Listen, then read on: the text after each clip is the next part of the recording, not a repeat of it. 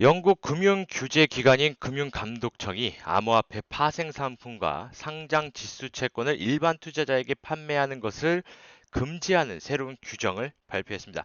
원래 영국에서는 암호자산에 대한 일반 투자자의 관심이 크지 않았기 때문에 별다른 시장 반응은 없습니다.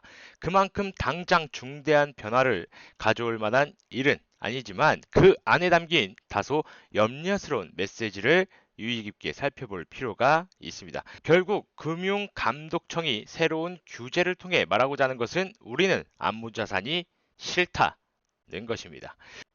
금융감독청의 메시지 자체에는 문제가 없습니다. 모두가 암호자산을 좋아하는 것은 아니기 때문이죠. 그러나 이 메시지를 보낸 주체가 금융규제기관이라는 것이 문제입니다.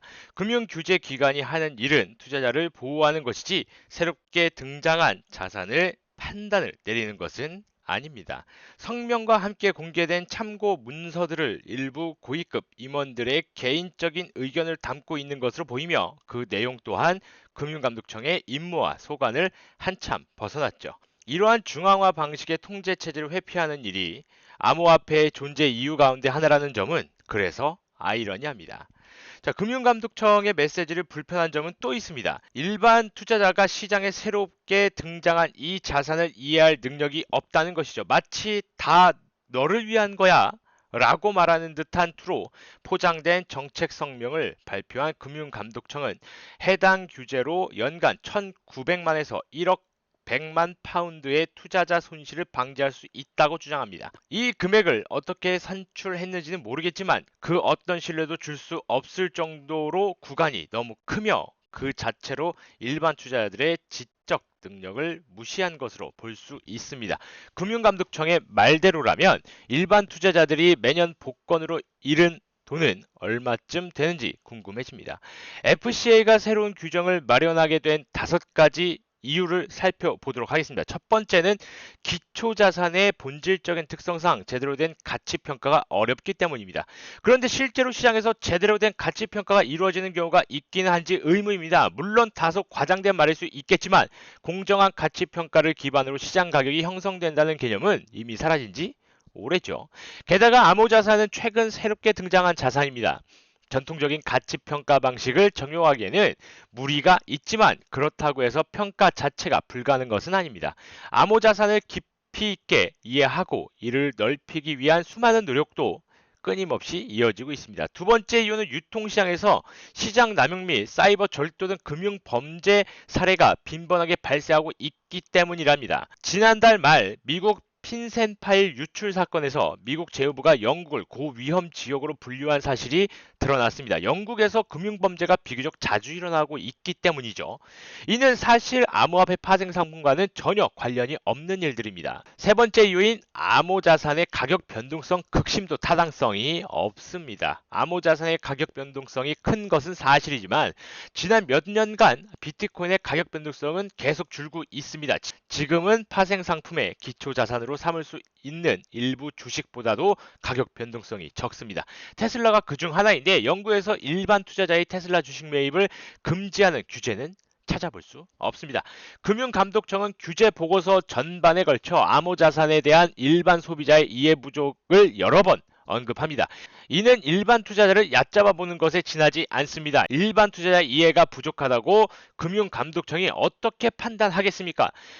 금융감독청의 주장은 일반 투자자가 스스로 공부해서 상품의 내용을 이해할 수 있는 능력이 없다는 전제 위에 서 있습니다. 단언컨대 암호자산에 대한 이해도가 금융감독청보다 높은 일반 투자자는 수도 없이 많습니다.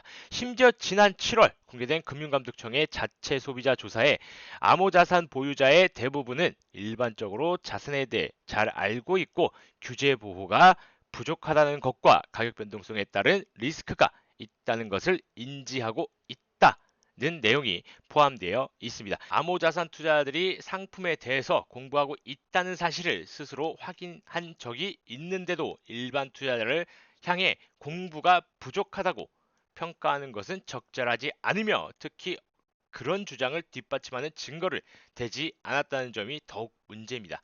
마지막 이유가 활용 정점입니다. 일반 소비자가 해당 상품에 투자해야 할 정당성 부족입니다.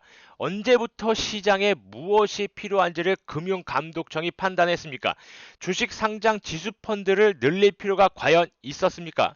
수많은 유명 투자자들은 하나같이 신뢰 가능한 과거의 수많은 자료와 기록을 기반으로 암호자산이 인플레이션과 금융 위기에 대비할 수 있는 해징 기능을 제공한다고 주장하고 있습니다. 금융감독청의 규제가 공시 의무나 감독 체계 부족에 관한 것이 아니라 암호자산이라는 새로운 자산군에 대한 관심을 묵살하려는 시도라는 것을 보여주는 증거는 또 있습니다.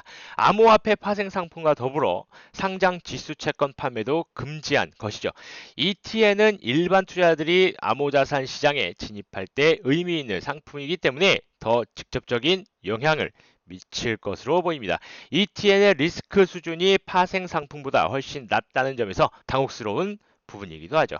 그러나 어차피 상품의 리스크 수준은 의미가 없습니다. 금융감독청의 상장 지수채권을 판매하려면 해당 상품에 대한 정보가 꼼꼼히 담긴 투자 설명서를 제공해야 한다는 것을 알고 있지만 어차피 일반 소비자들이 암호화폐의 가치를 제대로 평가할 수는 없을 것으로 생각하기 때문이죠.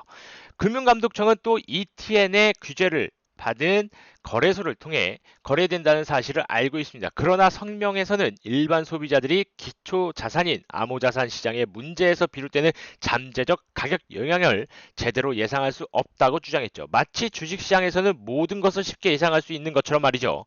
결론은 이번에도 같습니다. 일반 투자자들은 암호자산을 기반으로 하는 ETN의 가치를 제대로 평가할 수 없다는 것. 아울러 ETN의 차입 상품이 아니다 라는 거죠. 자, 그러나 금융감독청이 중시하는 것은 투자자의 가치평가 능력이기 때문에 이러한 사실마저도 의미가 없습니다. 문제가 되는 것은 암호자산이라면 금융감독청은 왜 암호자산 자체를 규제하지 않고 암호자산을 기반으로 하는 투자 상품을 규제하는 것일까요? 앞서 언급한 자체 소비자 조사에서 답을 찾을 수가 있습니다. 해당 조사에서는 영국에서 암호화폐를 매입한 사람 중 83%가 영국 밖에 있는 거래소를 통해 암호화폐를 매입한 것으로 드러났습니다. 따라서 금융감독청은 암호화폐에 대한 직접적인 규제가 실효성이 없다고 판단했을 수 있죠. 자, 어쩌면 금융감독청의 자금을 되는 영국 금융회사들이 미래 밥벌이가 될 수도 있는 분야를 살려두기 위한 압력을 가했을 가능성이 있습니다.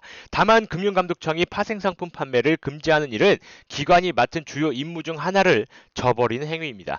소규모 투자자들이 포지션을 해징할 기회를 빼앗는 것으로 이들을 결국 규제 수준이 낮은 해외 시장으로 내모는 꼴이기 때문에 투자자 보호 의무에 어긋납니다. 아울러 암호화폐 관련 상품 중에서도 비교적 리스크 수준이 낮은 상장 지수 채권마저 판매 금지 대상으로 정했기 때문에 일반 투자자들은 자체적으로 암호화폐를 위탁할 수 있는 방법을 찾아야 하며 이는 안전하지 않을 수 있습니다.